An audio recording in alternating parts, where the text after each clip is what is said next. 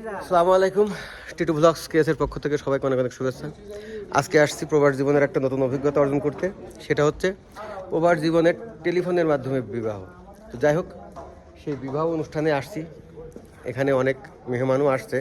আস্তে আস্তে আসছে আজকে জুমার নামাজ শেষেই সেই বিবাহ অনুষ্ঠানে আমরা অংশগ্রহণ করছি। সাথে আমার বন্ধুগুলো আছে, আমার বন্ধুর মামা শ্বশুরের বিয়া, এই বন্ধুর মামা শ্বশুরের বিয়া।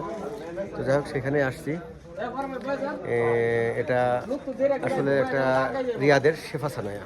এটা আসলে কি বলবো জানি না, একটা নতুন একটা অভিজ্ঞতা আমার। আমি আসলেই আমার প্রবাস জীবনে আমি কখনো এরকম টেলিফোনের বিবাহ আমি আসি নাই বা আমি উপভোগ করি নাই।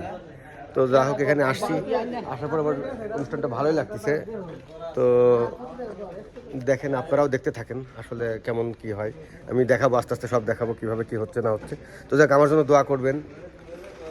তো আপনারা দেখতে থাকেন আস্তে আস্তে। জামাইকেও আমি দেখাবো, জামাইও আসতেছে। জামাই এখনই চলে আসবে। জামাই একটু বাইরে মেহমানের জন্য মেহমানের জন্য দাঁড়ায় আছে। মেহমান আসবে, তাদেরকে নিয়ে আসার জন্য দাঁড়িয়ে আছে জামাই।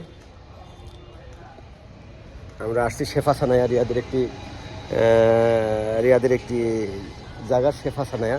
এটা অনেক সুন্দর একটা জায়গা। এখানে সব গাড়ির কাজ কারবার হয়, সব কিছু এখানে চলে। এখানে একটা ইন্ডাস্ট্রি এরিয়া বলা চলে এটাকে।